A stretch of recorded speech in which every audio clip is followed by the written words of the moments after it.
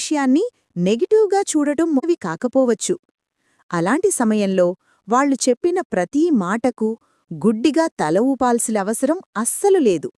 ఇక్కడ మనం వాళ్లను ఎదిరించడం లేదు, కేవలం పరిస్థితిని అర్థం చేసుకుంటున్నాం. మన ప్రేమ, గౌరవం ఎప్పటికీ వాళ్లమీద ఉంటాయి, కాని అదే సమయంలో మన విచక్షణను కూడా ఉపయోగించాలి. పిల్లలుగా మన మొదటి బాధ్యత వాళ్ల చుట్టూ ఒక ప్రశాంతమైన, పాజిటివ్ వాతావరణాన్ని క్రియేట్ చేయడం.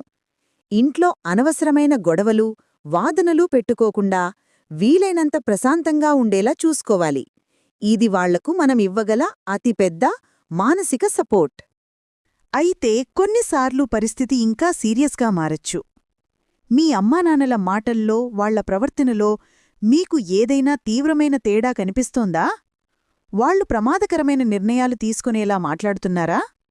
ఉదాహరణకు, ఇక ఈ జీవితం మీద ఆశలేదు, అన్నీ అమ్మేసి ఎక్కడికిలేనా వెళ్ళిపోదాం, లేదా ఇక బ్రతకడం అనవసరం లాంటి మాటలు వాళ్ల నోటినుంచి వస్తున్నాయా?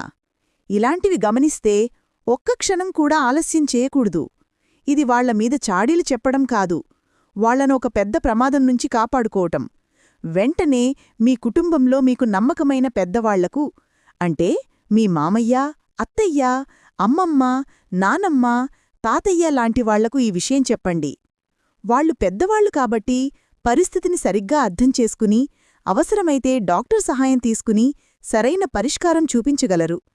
ఇలాంటి విషయాల్లో సిగ్గుపడటం, భయపడటం, లేదా ఇంట్లో విషయం బయటికి చెబితే పరువు పోతుంది అని అనుకోవటం చాలా పెద్ద తప్పు. ప్రాణంకన్నా పరువు ముఖ్యం కదకదా? మన సమాజంలో చాలామంది చేసే ఒక పెద్ద పొరపాటు ఇదే. మన కష్టాలు, మన అప్పులు, మన ఇంట్లో ఇబ్బందులు బయటివాళ్లకు తెలిస్తే నామోషిగా ఫీలవుతాం. నలుగురు ఏమనుకుంటారో, మనల్ని చిన్నచూపు చూస్తారేమో అని భయపడతాం. కాని ఒక్క విషయం గుర్తుంచుకోండి, సమస్యలు లేని మనిషి ప్రపంచంలోనే ఉండడు. ప్రతి ఒక్కరి జీవితంలోనూ కష్టాలు ఉంటాయి, వాటి రూపాలు వేరు, అంతే. కాబట్టి మన సమస్యల గురించి ఇతరులకు తెలిస్తే తలదించుకోవాల్సిన అవసరం లేదు. కష్టకాలంలో బయటివాళ్లెవరో వచ్చి మనల్ని కాపాడతారని ఎదురుచూడటం కన్నా మనకు మనమే ధైర్యం చెప్పుకోవటం చాలా ముఖ్యం. మనల్ని మనం నమ్మాలి. ఈ పరిస్థితి ఎప్పుడూ ఇలాగే ఉండదు, ఇది తాత్కాలికమే, నేను దీనినుంచి ఖచ్చితంగా బయటపడగలను అని మనసులో బలంగా అనుకోవాలి. మన ధైర్యమే మనల్ని ముందుకు నడిపించే అసలైన ఇంధనం. చాలాసార్లు మానసిక ఒత్తిడికి, డిప్రెషన్కి ముఖ్య కారణం ఆర్థిక ఇబ్బందులే. చేతిలో డబ్బులు లేనప్పుడు, అప్పులు పెరిగిపోయినప్పుడు ఏం చెయ్యాలో తోచదు. భవిష్యత్తు మొత్తం అంధకారంగా కనిపిస్తుంది. ఇలాంటి సమయంలో మ్యాజిక్ జరిగిపోయి రాత్రికి రాత్రే పరిస్థితి మారిపోదు. కాని మనం కొన్ని చిన్న చిన్న మార్పులు చేయడం ద్వారా పరిస్థితిని మన కంట్రోల్లోకి తీసుకురావచ్చు. దీనికి మొదటి అడుగు మన ఖర్చులను తగ్గించుకోవడం. అనవసరమైన ఖర్చులేంటో ఒక లిస్టు రాసుకొని వాటిని ఖచ్చితంగా ఆపేయాలి. ఉదాహరణకు, బయట రెస్టారెంట్లలో తినడం, అడిగడికి సినిమాలు, షాపింగ్ చేయడం లాంటివి కొంతకాలంపాటు పూర్తిగా ఆపేయాలి. ప్రతి రూపాయిని జాగ్రత్తగా అవసరానికి మాత్రమే ఖర్చుపెట్టాలి. ఇలా చేయడం వల్ల నెమ్మదిగా కొంత డబ్బు ఆదా అవుతుంది.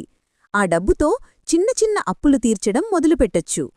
ఇలా చేయడం వల్ల పరిస్థితులు మెరుగుపడుతున్నాయనే ఒక నమ్మకం, ఒక ధైర్యం వస్తాయి. కాబట్టి గుర్తుంచుకోండి, తల్లిదండ్రులు డిప్రెషన్లో ఉన్నప్పుడు వాళ్లను గుడ్డిగా ఫాలో అవ్వాల్సిన పనిలేదు. వాళ్ల చుట్టూ ప్రశాంతమైన వాతావరణం సృష్టించడం మన బాధ్యత. ప్రమాదమనిపిస్తే వెంటనే కుటుంబంలో పెద్దల సహాయం తీసుకోవాలి. మన సమస్యలు మనమే ధైర్యంగా ఎదుర్కోవాలి. ఎవరికోసమో నామోషిపడకూడదు. ఆర్థిక ఇబ్బందులుంటే ఖర్చులు తగ్గించుకొని నెమ్మదిగా బయటపడాలి. కష్టాలు శాశ్వతం కాదు. ఈ చీకటి తరువాత వెలుగు ఖచ్చితంగా వస్తుంది. మీకు మీరే అతిపెద్ద బలం. ధైర్యంగా ఉండండి, అన్నీ సర్దుకుంటాయి.